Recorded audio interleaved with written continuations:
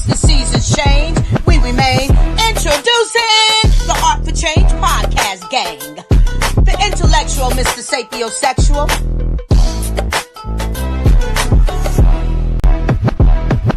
That's all you gotta do, be you.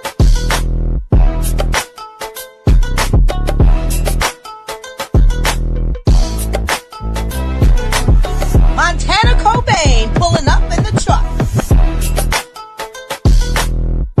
And Lady Alba with the glamorous power touch. We stream live at 9 p.m. Eastern Time. Soul Food Sunday, Motion Monday, and Therapeutic Thursday. And some days in between, switch it. Subscribe and bell on so you don't miss it. But if you do, we on repeat on every major podcast application. Interviews galore and more. Y'all know the situation. So book your seat when we turn up the heat with your Art for Change.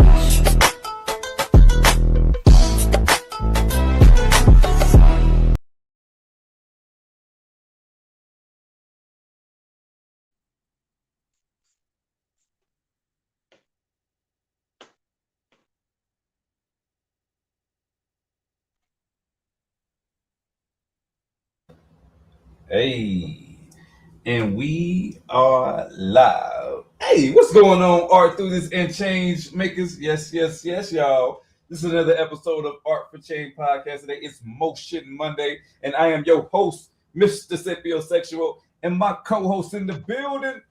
You already know it's your boy BU, because that's all you gotta motherfucking do is BU. Let's get it. Let's get it. Lady Alba in the house. And the Queen, Lady Alba. Yes. How you doing? I'm good. I'm much better. How y'all doing? Blessed and highly favored. How was everybody weekend?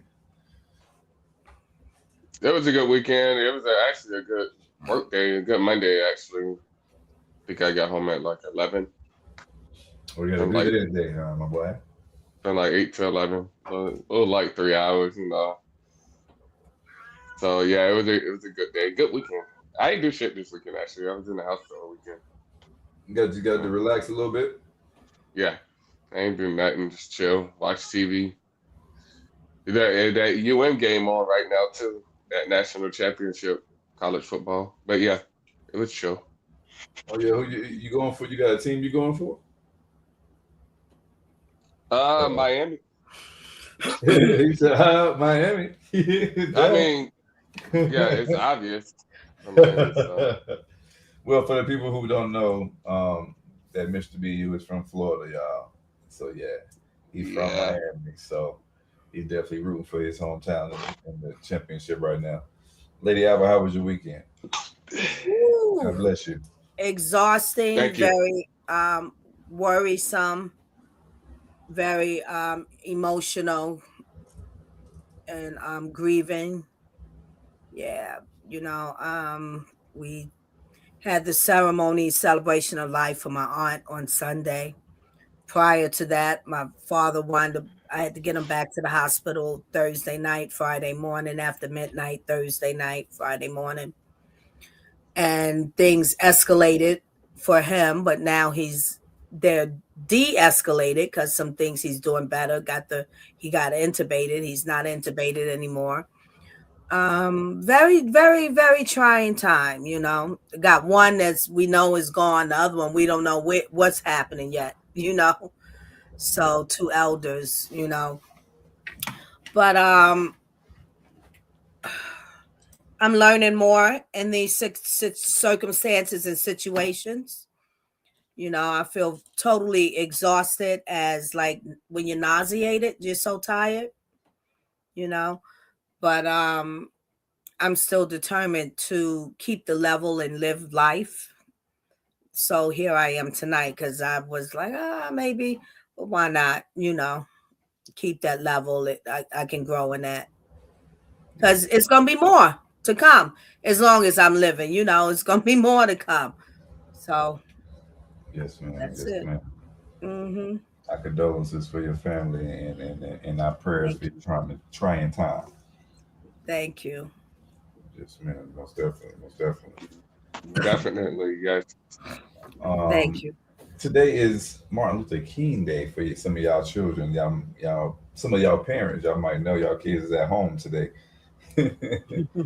uh, yes, but for people who do not know, workers like ourselves who don't get days off for Martin Luther King Day, today is actually Martin Luther King Day, ladies and gentlemen. We just recently had a birthday. So in tribute to Dr. King, we're gonna watch the "I Have a Dream" speech, and then we're gonna get into some topics about some of his mission and things of his legacy. Yeah.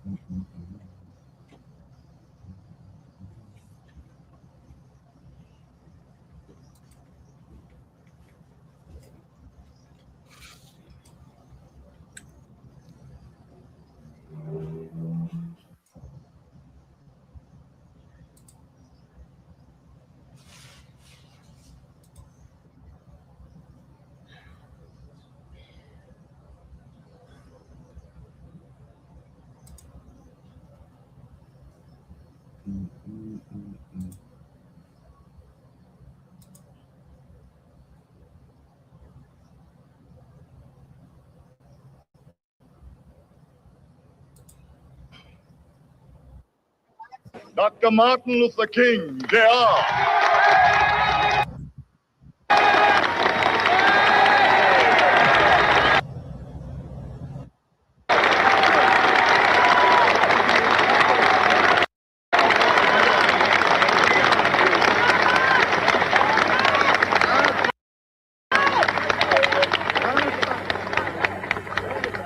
I am happy to join with you today in what will go down in history as the greatest demonstration for freedom in the history of our nation.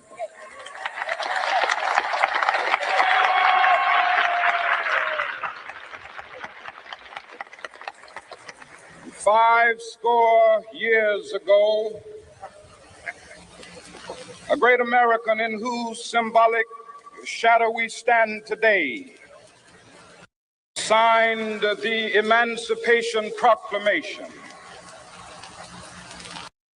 This momentous decree came as a great beacon light of hope to millions of Negro slaves who had been seared in the flames of withering injustice. It came as a joyous daybreak to end the long night of their captivity. But 100 years later, the Negro still is not free. 100 years later, the life of the Negro is still sadly crippled by the manacles of segregation and the chains of discrimination. 100 years later, the Negro lives on a lonely island of poverty in the midst of a vast ocean of material prosperity. This nation will rise up and live out the true meaning of its creed. We hold these truths to be self-evident, that all men are created equal.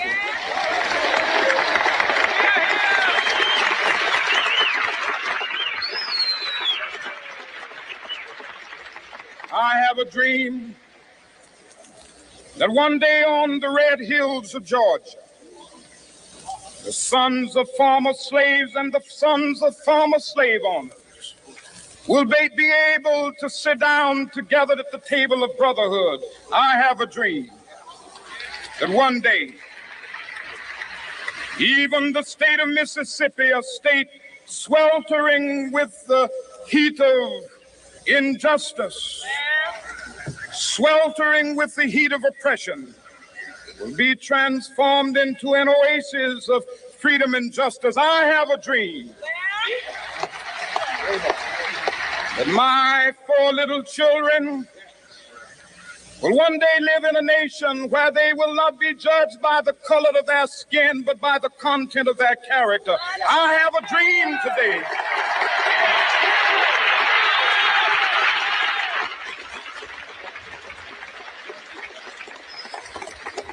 I have a dream that one day down in Alabama, with its vicious racists, with its governor having his lips dripping with the words of interposition and nullification. One day right there in Alabama, little black boys and black girls will be able to join hands with little white boys and white girls as sisters and brothers. I have a dream today.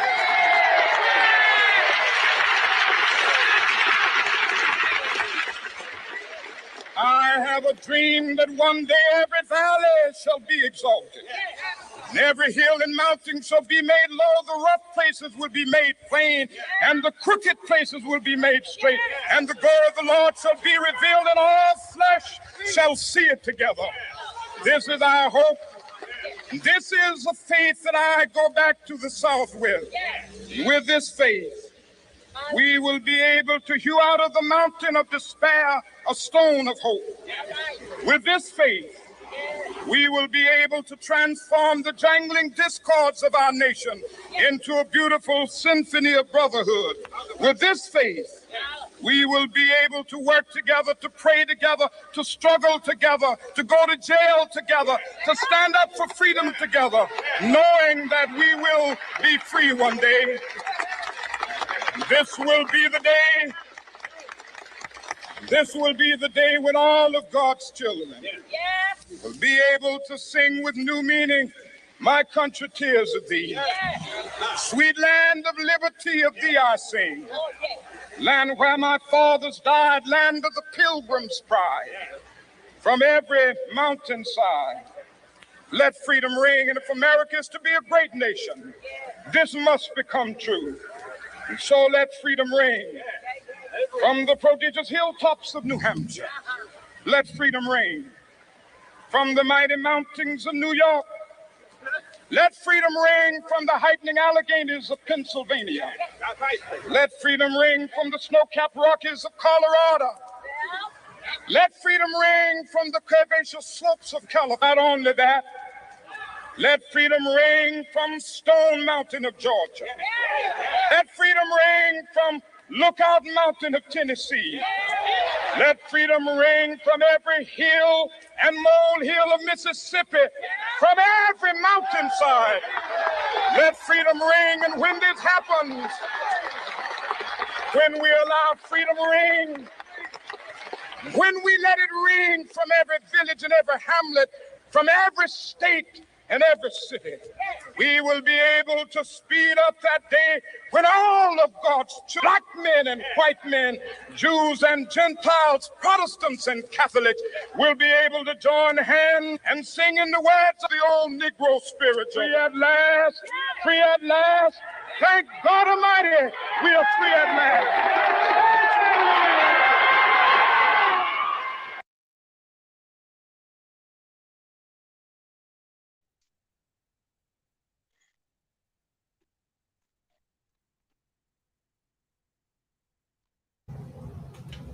Free at last, free at last. Thank God Almighty, we are free at last. Was there any part of that speech that is new to you? No.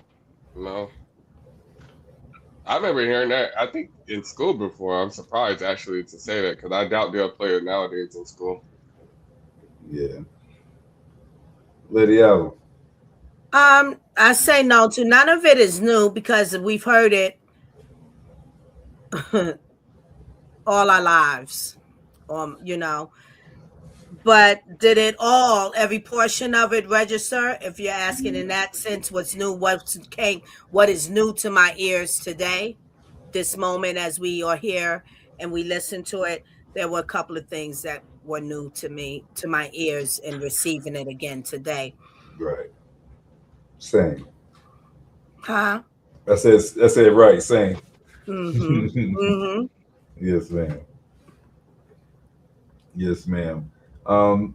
Speaking on Dr. King, how do you think Dr. King would feel about the current state of racial equality in America today? I mean, he died before he got to see the split, right? I think he did die before. So I mean, anything would be a plus. I think he would. I mean, what he died in 1968? That's Yeah.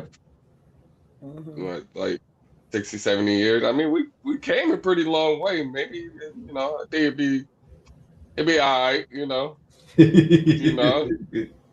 for what he saw. But I mean, not saying he won't strive for more, but you get what I'm saying. Yeah. Yeah. Absolutely. Absolutely. Lady Alba, what's your opinion? I think he would be pleased in knowing that progress was made. Those key points that he had put into his speech, the courage to even have a speech like that at that time is Right. just magnificent. Right. You know, but I think he would be pleased with that. And then I think he would be disappointed also. And the disappointment would be on our side. Yes. Agreed. Mm-hmm. Agreed. I feel like to piggyback off your answer, that he would be happy with the state of the racial equality, because there was so much disparity back then. African Americans had to, you still have to, but African Americans back then wasn't even seen in certain jobs. You know, at least now you will see us in certain outfits that you didn't see us in before, carrying certain titles that you wouldn't see us before. It seems to be a little bit more diversity in the workplace than you would see before, and as far as the hierarchy within the workplace as well. So I think those things is definitely something that he could be appreciative of. But I think absolutely correct. I think the direction of the Black community, and the lack of unity within the Black community, I think that is something that he would be disappointed in. Mm-hmm. Mm-hmm. Yes, ma'am. What aspects of Dr. King teaching would you say is still relevant today?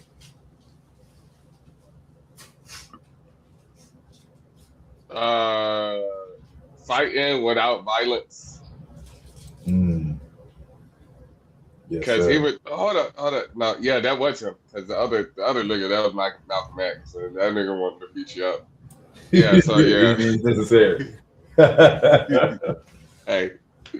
Yeah, so I would say that. And you know, sometimes you gotta put your hands on people though. So, you know, I ain't saying I fully support it, but sometimes you gotta put your hands on people just to get your point across. You know, you gotta kill them, but you know, but yeah, I think that still goes on. I think it works sometimes, you know. So. Yes, sir. Yes, sir. Lady Alba, what is your opinion? What aspects of Dr. King's teaching are still relevant today? The power of I have a dream. Yeah. Which is the manifestation of your desire of what you want to come good. This faith, or in, what did you say it? In this faith. That's In so this resonant faith. today. Yeah. It's important. Mm-hmm. Absolutely. Absolutely. I agree with you. I think just plain and simple, his biggest mission, which is just equality for all. You know, to be judged by the content of my character rather than the color of my skin. I think that is something that it is still prevalent today, and I think that is one of his most significant lines out of his "I Had a Dream" speech that people are often remember or do speeches and dialect or educate off of.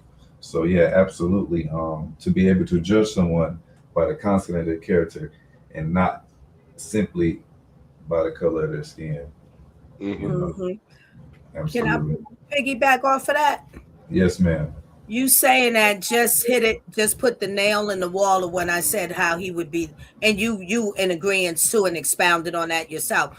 But you just added the layer of it of how he would possibly, let's say, because only he can say, but Right. so that he would be disappointed on our side Yes, ma'am. because we've significantly failed and continue to fail at displaying the proper character of ourselves. Ooh, say so. Mm-hmm. Say so.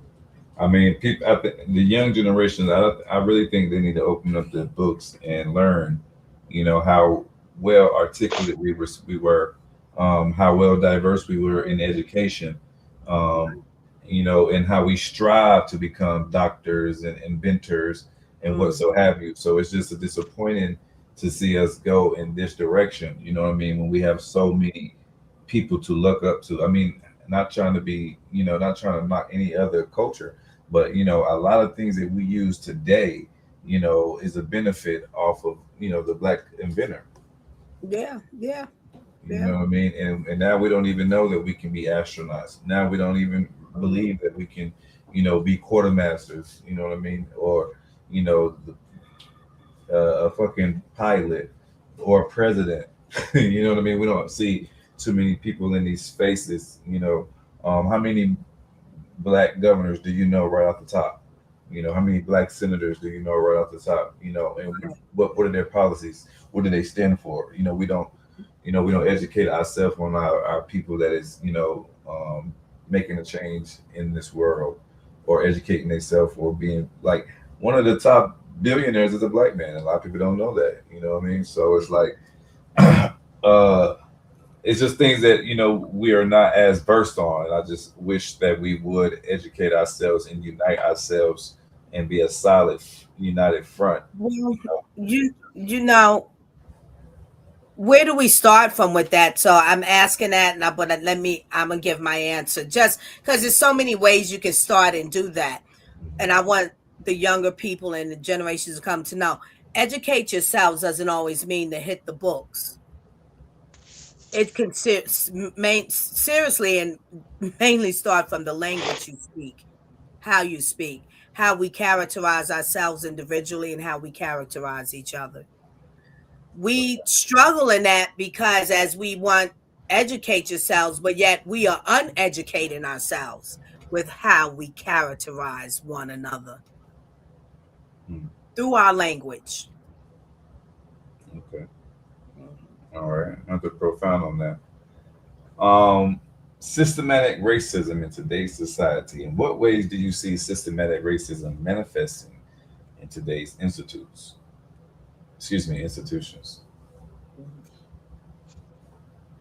All right. I like that.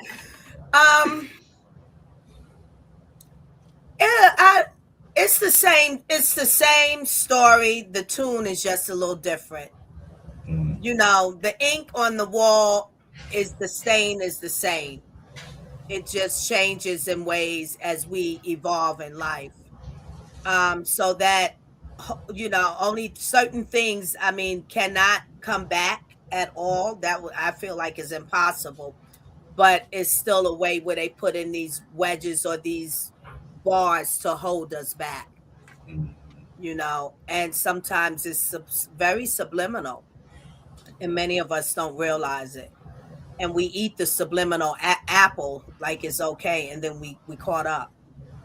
Now we're partaking in that systematic racism, like it's okay. So for me, that's all I have to give on that, because these things are always going to be there. I don't think any of us can give a certain date, but as far as the amount of work we put in, it should be over in 100 years. Right. I believe that it's just part of our plight in our life until it's not. Until it's not. I agree with her. Just to piggyback off that real quick, I think it's gonna always be there. It's just gonna be different as time goes. It'll be different, maybe lessen, Mm. or just different in a certain type of way. But I feel like it's just gonna always be there. Right, right, right. I believe I have to agree with both of y'all in saying that it would always be there. I feel like until we make the change, you know what I'm saying, there would be no change. So in that regard, until everybody's acknowledge what it is, only then will we be able to find a solution for it. We have a lot of people who disagree or is blind to the fact and won't accept the fact that systematic racism definitely does exist. Oftentimes, when you have my color of hue, you understand and see more than you may see if you are not of a darker complexion. Coming from my background and coming from my own experience, and I can only speak from my own perspective and no one else's. I've seen countless accounts where systematic racism exists, and how it is manifested. It is, I feel like, it's mostly within the criminal system, within the justice system. You often see our white counterparts with the same rap sheet getting lesser time, if not any time, for the same equivalent crimes, if not less, more violent crimes than their African American counterparts. And it seems like the African American counterparts typically get more time for petty crimes. Also, you will often see minorities being gunned down by the police, and the police get off with just a slap on the wrist. And most of the times you see videos where our white counterparts are attacking the police and being malicious towards the police, or threatening police and putting the police lives at risk, and then they find ways to diffuse the situation, de-escalate the situation without that white counterpart ending up unalive. So I think when we see those type of scenarios play out over and over again, we can say that there's some type of systematic racism within the justice system. I think it goes to the same things if you go to disparity in the primarily Black communities when it comes to education versus the advantages and the incentives that schools get that are in predominantly white neighborhoods. So when it can go to where to getting approved for loans, getting approved for a job, and healthcare. I feel like a lot of times when you look like me, you may not get the proper healthcare if you look like someone else. So it's multiple avenues and organizations and different ways, and just in a day-to-day life that African Americans are experiencing different forms of systematic racism.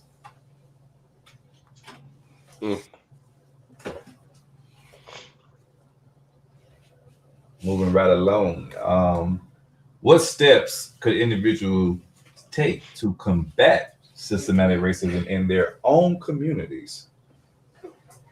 Well, you already answered that actually, because you said just to start, you got to accept the fact that it exists. Like you said, for starters, you got to start there, and then you got to have like-minded people around you, or get them to at least believe in what you're preaching, and it'd be the people close to you, which is your community. So.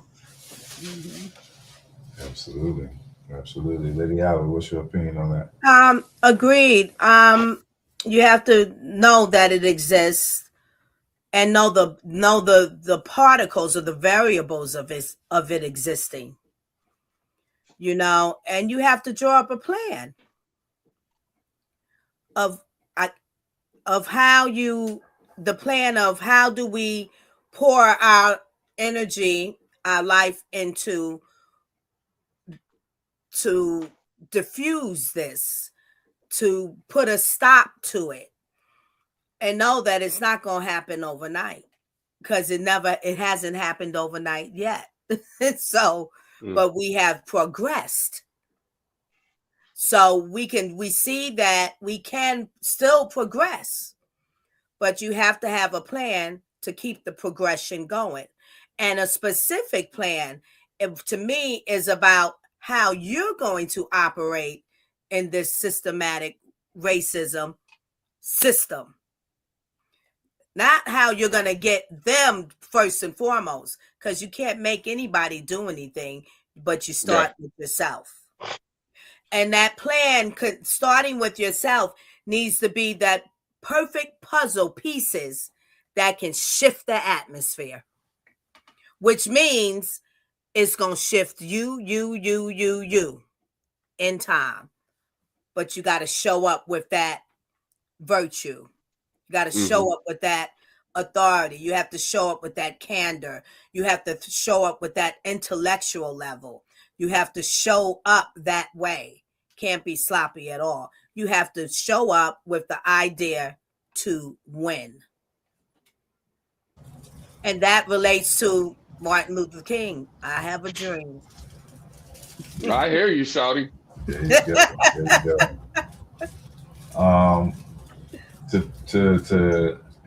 To give my answer to this question, what steps can individuals take to combat systematic racism in their communities?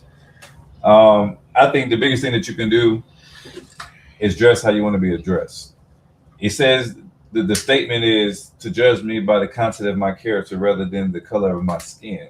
So you gotta have some type of character for me to judge. You know, if you hold yourself with integrity, that is the biggest thing. But if you have an integrity, then that means you care about your appearance.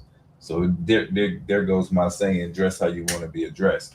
You know, if you want someone to treat you like a thug, then you go ahead and put thug attire on.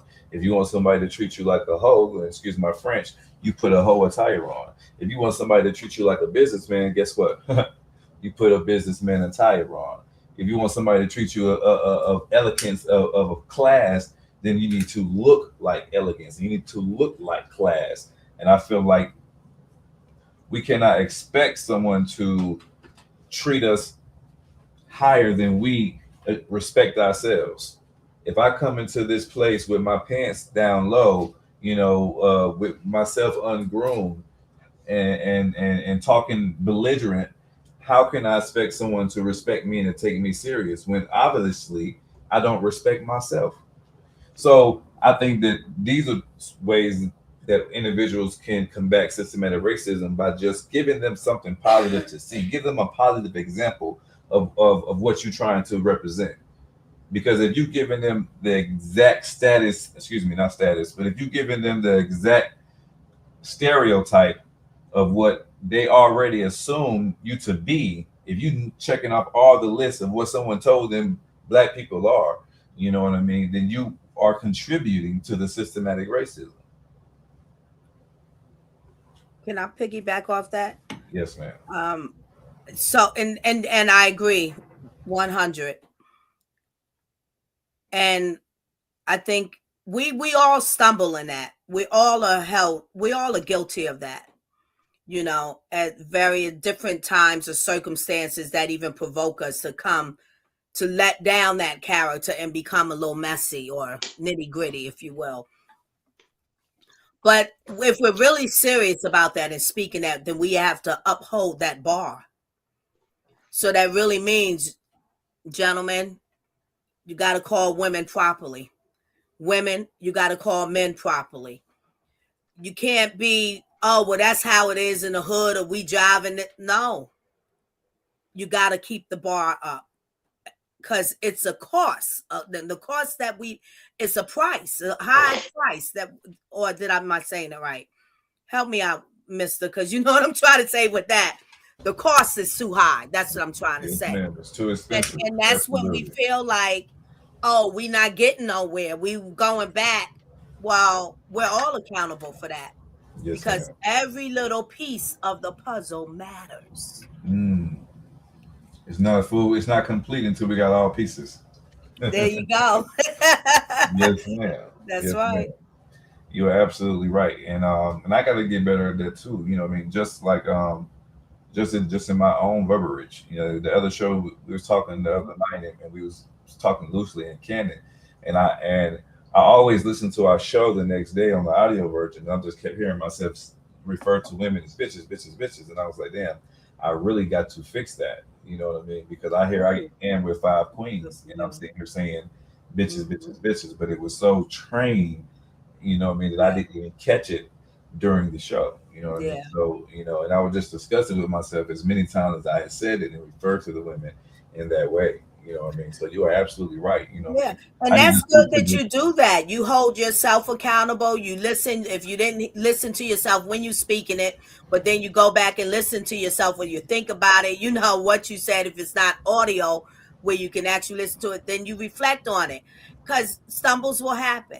It's important. Just recognize, be aware of yourself and say, oops, well, I still got work to do to get there. I like this thing that I say. You go in a forest, it's 1,000 banana trees. Now you that's the old banana trees. What you just said, like you conditioned, you trained that way. Now you come into a newness, you got to peel them banana trees. And that takes 1,000 banana trees. How many bananas on it? How many peelings you got to go through? It's work every day. It's consciousness every day. yes, Don't give ma'am. up. Yes, ma'am. Hmm. We should Hey, always be striving for the best version of ourselves. Absolutely. What you Yes. got for me, BU? so so we can't say bitches. Look, I lady, I I don't was know gonna where to say, if start. you're talking about a Look, female dog, sure, because that's what it applies to. You can say bitch, Okay, but it applies to a okay. female dog. listen. Listen. You know how I'm coming. You know what I'm saying? I'm never gonna tell nobody what they can and what they cannot do. You know what I mean? Because I just want, yeah, I you was just know, asking. I can only speak for me in my perspective. So for me, I want to refrain from saying that. I Having don't think I say it that much anyway. five Yeah. queens. You know what I mean? Yeah, absolutely. I mean, All that's right, just something that I we, noticed we about can leave that myself. one out. We can leave that one out. um, Herbal. listen, moving right along, ladies and gentlemen. Sometimes we get beside ourselves over here. Progress, progress since the civil rights movement.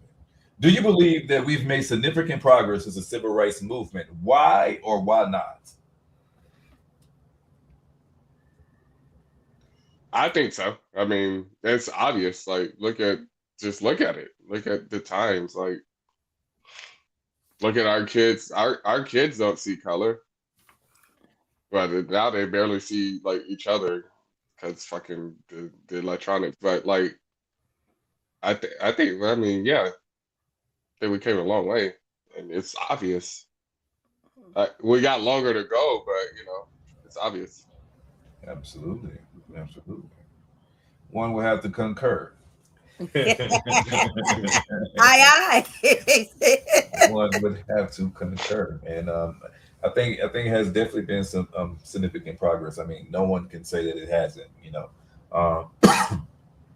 The fact that there's a lot more mixed individuals and interracial relationships should let you know that there's been some type of shift in the movement.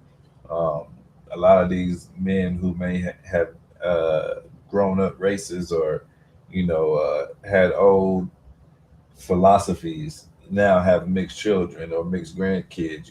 So you know and it's hard to say that you gonna hate your grandbaby her whole life because she's a different hue than you. A lot of people are coming around. So and waking up, and a lot of things are being portrayed in other people's faces to where they have to see it.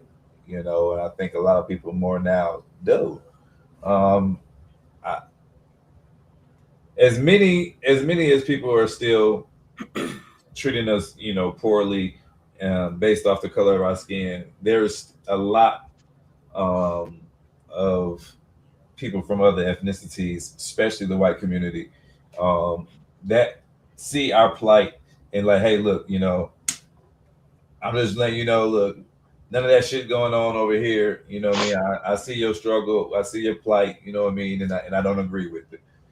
So I feel like you have a lot more allies now within the community than you used to before. Mm-hmm. I think we all could agree to that, right? Yes. Hey, you want to know what's crazy? Yesenia, her dad was racist. And like Yesenia, my kid's mother, you know Okay. Yesenia. Yeah. Okay, yeah, I did just brain fog. Now he got all black great kids. Oh, wow. It just be like that sometimes. And he loves them. He loves them. Sometimes you got to go through that just to see, If you got any love in you, man, it's kind of hard to not love something that come from you. Yeah. But that's the thing in life. You go through things for a reason, and then it's up to you to what you're going to do about that thing you went through. And this question, I think, is a good, really, really good question. When I saw it, I thought about it, because all things are significant, but understanding in where you're coming from with it, we have to be mindful to the significance of what is significant.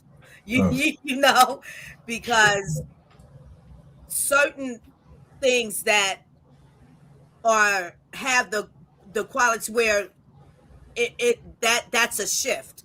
That's a shift right there in the atmosphere. This is a piece of the puzzles that made a move or brought the move to shift. So when something happens, like I thought it was very significant when we got a black president. Yes, ma'am. That was significant, and it will remain significant. You understand? Not getting into the debate of what he did or what he didn't get accomplished and all of that. Also, what was significant about Barack Obama running for that position is the intellectual mind that he gave us, the delivery, his character that he gave us in his speaking. Very significant. Shouting out really to the black people. Do you understand? It shifted the atmosphere. So we should definitely pay mind to that and grab onto that, because when we have those significant moments, that's the moment that we can move a lot of other things. It's like you have a dream, and then that's in your dream, but then you wake up and you see the angel that was literally in your dream. That's significant. Yes, ma'am. Yeah. Absolutely. And I think that that goes right into our next question.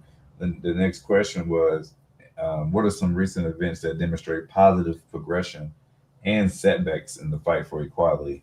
And, us having a biracial president that was African American definitely was a significant progress. Can you think of another one, BU? I'll think of a setback. What the setback would be, everybody trying to get back at us for getting Obama in office. Right. So the setback was that they said Trump. Right. There you have it. He said, "There you have it." But I'm not saying I agree with Trump or I disagree with Trump, but I mean that was the retaliation. That was the retaliation, right? Right. Now I have a view on that. Once something is accomplished, you can't be set back. Okay, I like the way you said that. Things that present itself to where it's clear that, oh, this has come or you have come to set me back. But if you know what is accomplished and you hold on to that and you living in that, it's nothing here. You can't set it back. Right. You can throw some stain on it, but you can't set it back because it's already done. Okay. We have a choice. We have to move in those choices like that. When that, to not allow it. That's sometimes people, oh, we ain't getting nowhere. Stop that. It was wasn't it over COVID? What were people saying? word that I couldn't believe they were saying. It's an old racist term. I couldn't believe it. I said, huh? Did it start with an N? No. Okay. No, it wasn't one of your favorites. Okay. Just checking. No, I can't get it out, but it's a very prejudicial term. But you don't speak into, sometimes you don't give things power, so don't speak it. You see it's happening, you see the agenda, but okay, y'all do your work, but it ain't gonna move nothing here because it's already accomplished. You know what I'm saying? So that's just my view on that and my belief on that, and I stand on that. Mm-hmm. Okay. Respect. Also, can I just say too, the other gains is the major gains in Black political positions. Mm-hmm. That's huge too. That's really significant. Yes, ma'am. Mm-hmm. Yes, ma'am. I think the progress would be like to piggyback off what you're saying, to piggyback off both of y'all, actually. You, Lady Hour, first. I think some of the gains is exactly what you said. Some of the doors that have been opened, that were closed, you know what I mean, and obstacles have been removed that was once there. I think that is the progress that the African American community or the civil rights movement has made. But I also think some of the setbacks would be to divert the division. I feel like if you look at us in the 80s, we were solid and we moved as a unit. You know, look how many of us was on the Capitol. Look how many of us marched 52 miles, you know, from Selma to Birmingham or vice versa. I don't think we can get all of us to make that move now. You know, they went on a boycott and didn't ride a bus for a whole year to make some things happen. You know what I mean? And took care of each other and got each other to where they needed to go, so they didn't have to use the transit system of the community. So that type of unity, you know, I don't see us having right now. And I hope that I'm speaking poorly when I say that. So, you know, that would be the setback that I see. I see too many of us killing each other instead of pulling each other up. Mm-hmm. Yeah. No, we're in competition with each other. Right. Yeah. And it's sad because it seems like oftentimes, you know, my Black counterparts, it seems like they would rather take authority from a white man than me. Like, you okay with the white man telling you what to do, but I be damned if I'm somebody that look like you tell you what to do. And I think that goes back to, you know, us being conditioning from when some of us were given power to overthrow us, to rule over us in slavery time. You know what I mean? It is the slave mentality. You know, I think that's what created the division. You know what I mean? We look at that like, oh, you know what I'm saying? The master like you, he favor you, you know what I'm saying? And you get privileges that I don't have, you know, so I don't like you now. I feel like that's kind of the mentality that we have, you know. So I would love to see that done away with. You know, I would love to see us get into a position where we actually are pulling each other up and realizing that we're only going to get somewhere if we get somewhere together. You know what I mean? Nothing is going to happen until we make it happen collectively. You know, when you get enough of us moving in the right direction, you're going to have a powerful movement. Can't nobody stop it. Power in numbers. It's strength in numbers, absolutely. So I think when we realize that, you know, it's 2-3% of the world, billionaires make a lot of the say so of what goes on in the world. And I feel like when the world catch on to that and actually understand that, look, we are the numbers. You know, money is an illusion. Once we put our mind to do something and move, everybody else ain't got no choice but to make some happen, to make some things happen. So to make a change, you have to make some changes, and it's time for us to make some changes. Exactly, because that's what we do as in our humanity anyway. Whatever's going on and popular here, then people gravitate to that. But why, if we can gravitate to so much negativity, imagine what we can do if we gravitate to all that's positive. Yeah, man, but we gotta keep you. We gotta keep you divided. We gotta have y'all saying, "Oh, look, you don't dress like this person. You don't look like that person. You don't have the financial stability he do. You don't have the intellectual capacity that he has." You know, they find, "Oh, you don't like the same sex that he does. You don't look the same way. You know, you don't talk the same way." They find ways to create um, division amongst us so that we can be at each other instead of pulling together. Absolutely.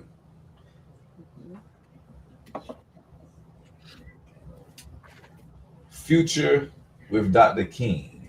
How do you envision the world would be if Dr. King was still alive? Oh, you got this, BU?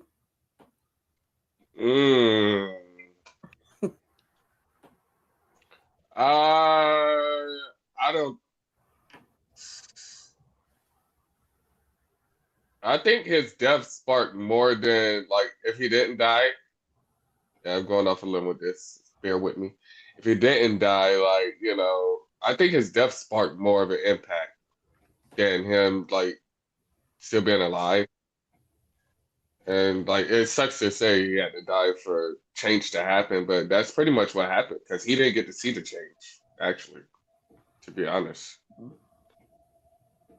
But it would be dope to see what I'm pretty sure would eventually happen, but I think it happened like right after he died. Change started happening. Civil rights acts, laws came into play, everything like that. So Oh man, that's my educated answer. sounds like the sacrificial lamb. So silly. Yeah. Hey man, that was a good ass fucking answer though. That was absolutely correct. You basically saying like, as much as we want to think what it would be like if Dr. King was alive, in all actuality, his death meant so much more. And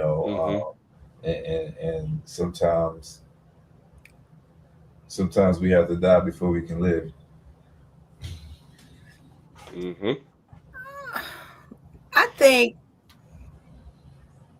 I think it would have been better progress Mm. as far as us as a whole, Okay. because he was a leader for us, Yes, and ma'am. he was not cowering down to nothing less but the leadership that he had got inside of him to do based upon his worldview, Mhm. and I think we would have been more intact because we people need that. Everyone needs a leader, you Yeah. know. Yeah. And what Martin Luther King, if he was still living, I think we would have been more intact because we would have had someone to be that example consistently, show us, and we'd have been on the train. Yes, ma'am. Mhm. Yes, ma'am. I like that answer. I He like. might have been our first black president if he stayed alive though. There you Mhm. go. I agree with you, and I think that goes into our next question. What role do you think Dr. King will play in today's social society? Yeah. That's my answer. Black president. There There we go. you go. What about you, Lady Albert? Um, that's possible, but I don't look. He was a reverend first. So Mhm. he might have just stayed in that position. I can't call it because once you are in the position in God's kingdom, whatever that task and work you have to do, you can't just throw it down. Yes, And ma'am. Martin Luther King being so strong in that himself, I see that he would have just been more of a soldier in the kingdom of God. Now, where the soldier would have been elevated to, it could have been presidential. I don't know. It could have been something more that didn't even need to be presidential because it's going to be too powerful here. So that's it. Yeah. Yeah. Yeah. He definitely was. He definitely had power without having that role. Hmm. We still talk about Dr. Martin Luther King today. You know what I mean? Yes. Now, how do you feel about Dr. Martin Luther King, um, Booker T. Washington, Frederick Douglass, and W.B. Du Bois? How do you feel about all of these intellectual figures being removed from education now, and Black history not being taught in schools. That's not a part of the curriculum. That they're not they stripping teaching our kids about Dr. Martin Luther King. How do y'all feel about that? I don't like it. I mean, obviously, we just gonna talk about what white people and Native Americans. That's it. Like No, those no, people no, wasn't. no, no, no. They stripping anything about Native Americans as well. They stripping Native Americans too. Hmm. So it's just white people. Brown people, that's what it seemed like. People that are melanin. Yeah, I don't like it then. Yeah, so no. What the fuck? Yeah, that's how I feel. I don't like I it. mean, they're trying to basically. Well, I hate to use this term. They're but trying to delete our They're history. trying to whitewash history. Yeah. No, I don't. Yeah, That's why what Lady Eva said earlier, self-education. self-education. Yeah, my daughter's book does not say that we were ever in slavery. It doesn't say anything about the Atlantic slave trade. It says that Black people came here voluntarily and were indentured servants for the white settlers uh, in the beginning of America. That's what it says.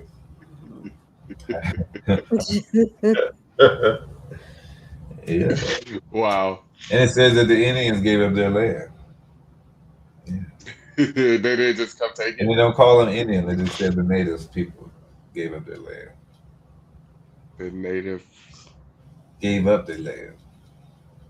Oh yeah, here you go.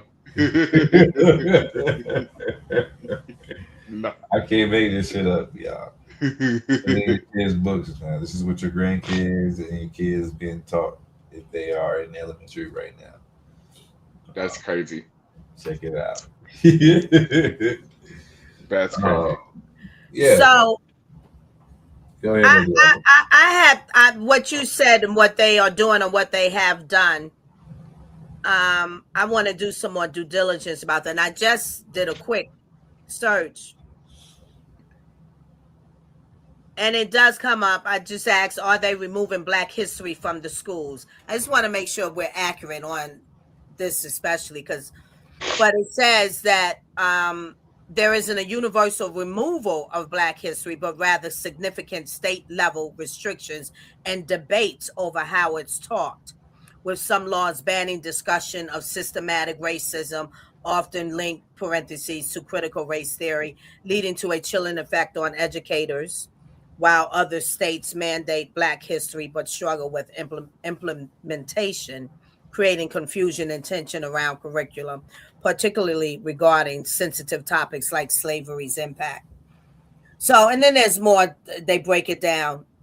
So for me, to really accurately answer the question, because I've heard these and listened to some of the reports, and when I've heard, I kind of think, and I'm hoping that it is right. It may not be displaying that way where it's understood that way, but I think it's just bringing us into just dealing with our humanity. When we keep, because that is part of kind of separatism or division in itself. You know, when do we get to the point, and I think we should get to the point and just focus on our humanity, not taking away the history, but the focus doesn't have to always be about that. It needs to be about our humanity, no matter what your race, creed, or color is, and how we treat one another. So that's my pessimistic view on that, within all the confusion. But it can bring a quality for us to make sure we teach our children, because it's those leaders that you mentioned, Mr. The work is done, the work is written, libraries still exist. It opens up the door to get to the libraries more. Send your kids to the library, utilize that, and we teach it, and not have this deep dependency which we have become just for the school system to teach. And that's all, that gives us a shift to focus on things that we need to be focused on, raising our Black and brown children and not leaving it up to the institution solely to do it. It brings us up. It grows us up. Yeah, I think so. I like the way you said that. Yeah. Mm-hmm. Mm-hmm. No argument there, lady. I like how you put that, and I preach that to in my own self, in my own home. That school should not be the only place that our kids is learning. Mm-hmm. Definitely, and I think that goes right into our last questions. How important is education, fighting inequality? How can education be used as a tool to combat inequality and promote understanding? I think what I just said kind of applies to that right there. But I say less. Exactly, and that's what I'm saying. Like exactly what you said. Educating ourselves. And like I said earlier, when you have integrity, when you carry yourself with dignity, it's kind of hard for somebody, even if somebody had misjudged you, had a prejudgment about you. First impression is everything. When you open up your mouth with kindness, what I'm saying, to combat whatever type of negativity is thrown at you, it transfers that energy. It changes how a person want to deal with you. If a person wanting to come off ugly, but you say, "Hey, how you doing, sir? How you doing today?" And you do it with a bubbly and a smile, even if you want to be ugly and grumpy, you done transferred that energy. But educating ourselves, education on the highest level, is self-education to me, because I feel like you are getting educated only in an institution, you're only subject to what your teacher know. Mm-hmm. You're only subject to what that book said. So I feel like always do your own research, fact check the fact check. That way when you speak correct. And that way can no one handle you. I feel like when you are miseducated, it's easy for someone to misuse you or to give you misinformation, what I'm saying? But when you are educated and self-educated, can't no one play with you or handle you any type of way because of your intellect. Knowledge is power. Yeah. And I need to correct something because I used the wrong word and maybe y'all didn't catch it. Instead of pessimistic view, it should be Optimistic. I got there you. you go. He got I got there you. you I'm go. picking up what you're putting down. Maybe you would have came out with it here. somewhere without me saying it. They corrected me, but there you go. Yeah. Optimistic. I knew exactly what you meant. Yes, man.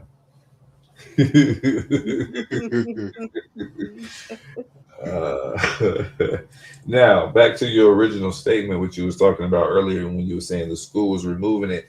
I'm gonna ask you the last question is, what role do you think schools should play in teaching about systematic racism and its history? Now, you said they was removing that. Martin Luther King is part of that systematic racism history. Do you think that it's important to remove anything of Martin Luther King, of anything of inequality, of us fighting for our the things that we have and rights that we have now? Do you think it's important for our young Black kids not to know that? Nope. No, and well, do I think it's important for them not to know that? No, it's not right. No, what you said, it's not important for them to not know it. Right. It's important for them to know it. And in that reading, it said it's how it's being taught. But and I did see a little bit of the some of the educational professionals are not necessarily in agreement with that. I think all things need to be taught because all things have an effect on our lives, have significance to it. It gives us a lot of whence we come from to now, or even how to solve and all of those things when Mhm. I don't disagree with nothing you said. Mhm. Moving right along, ladies and gentlemen, we're just gonna close out our segment on Martin Luther King. Shouts out to Martin Luther King. His birthday had just passed, ladies and gentlemen. Lady Alva is going to run through them fun facts and celebrity birthdays for today, January 19th. Shout out to all my January 19th birthdays. It's been a wrap of them Capricorns and move right into them Aquariuses. Yes, yes, yes. The best Oh sign of them Lord, all. The rap for them Lord, Capricorns. here we Happy go. birthday to my Capricorn twins. All right. So, fun art facts and historical art events, January 19th. Birth of Edgar Allan Poe, renowned for his poetry and short stories. Poe was born on January 19th, 1809, influencing the literary world profoundly. National Popcorn Day. Celebrated on January 19th, this day highlights the cultural significance of popcorn, often featured in art and film. True indeed. Inauguration of President Richard Nixon. Nixon was inaugurated on January 20th, 1969, which had a significant impact on political art and protest movements during that era. The birth of Paul Cézanne, or Cézanne, the father of modern art. Cézanne was born on January 19th, 1939, influencing countless artists with his unique approach to color and form. Marcel Duchamp's Fountain. Wait, okay, that's his name. Marcel Duchamp's Fountain. This groundbreaking artwork was first exhibited on January 19th, 1917, challenging the traditional definitions of art. I don't know about that. I want to look that one up. Opening the Museum of Modern Art, MoMA, MoMA, opened its doors on January 19th, 1929, becoming a beacon for modern art in the United States. Birth of Jan van Eyck. I think I'm pronouncing that right. Or is it Ike? Be you the words pronunciation scholar? When you say act, just go with the flow. Okay. This early Netherlandish painter is believed to have been born on January 19, 1390, known for his detailed oil paintings. Launch of the Art for the People movement. This movement began on January 19th, 1969, aiming to make art accessible to everyone. Birth of Dolly Parton. While primarily known for her music, Parton has made significant contributions to the arts and is an icon of American culture. The opening of Louvre Pyramid, or Louvre Pyramid, on January 19th, 1989, the glass pyramid structure was inaugurated, transforming the Louvre and its accessibility. There we go. There we go. There we go. Before we get up out of here, do y'all have something positive for the people, man? Today is the day to dream. I had a dream. Yeah, I like that. I like that. I like I that. like that. Today Yeah. is a dream, baby. I had a dream. Yeah. Talk to me. Lady Alva, what you got for me? I find it that I'm pleasured, and it's a privilege to be able to speak in this manner about Dr. Martin Luther King, Reverend Dr. Martin Luther King. Mm-hmm. That's what I got for the people. Yes, ma'am. Yes, ma'am. All right, ladies and gentlemen, as we conclude this episode of Motion Monday, as we reflect on Dr. Martin Luther King and his powerful legacy, and his teachings remind us that the fight for equality and justice is always ongoing, and each of us have a role to play. Thank you for joining us in today and exploring these vital topics. Remember that combating systematic racism and inequality requires collective effort. So let's keep the dialogues alive. You feel me? I You feel feel me? Yes. Hey, don't forget to like, subscribe, to tell a friend that Art for Change is in, baby. We go live on Mondays, on Thursdays, and on Sundays at 9 p.m. Eastern time. Hey, you might catch us in between the week, so this is why you got to hit that bell so that you know when we go live. Because sometimes we may go live in the middle of the week. It's only based on if we have an artist that may have a particular schedule, or if one of the hosts has something going on the next day. So we try to do at least 3 shows a week, ladies and gentlemen, and we appreciate all of our listeners and all of our followers. And to show our appreciation, if you go over to our Instagram page, the official Art for Change podcast, go to our highlight section. We have some discount for you in between 10 to 15% on the highlight. If you go to Molly B's on her website, she has artisan cookies, all different type of cookies. They come right to your door within 2 to 3 days. They are delicious, melt in your mouth. They are very inexpensive, and guess what? You get 10% off the entire website just for being an Art for Change listener. Just make sure that your promo on the way out is Art for Change, and you will get 10% off your entire order. Same thing with Old Glory. They have the most fire graphic designer gear, and for all type of fan base attire. Listen, they have over 30,000 items on their website. You get the entire website for 15% off. Just make sure Art for Change is in your promo on checkout. Also, man, you eat them cookies, you got to have something to wash it down with. So go ahead to get you some oxygenated water. Just go to Patriot Water, 10% off their entire website. They give you 32-ounce bottles straight to your door. Nice package, man. Delicious water, man. And if you type of me, I like cleanness next to godliness. So I like the best thing for my body, baby. So Patriot Water, 10% off. Art for Change is in the promo on checkout, baby. Thank me later. Until next time, baby. Art for Change, gang. Be blessed, and we out. Peace.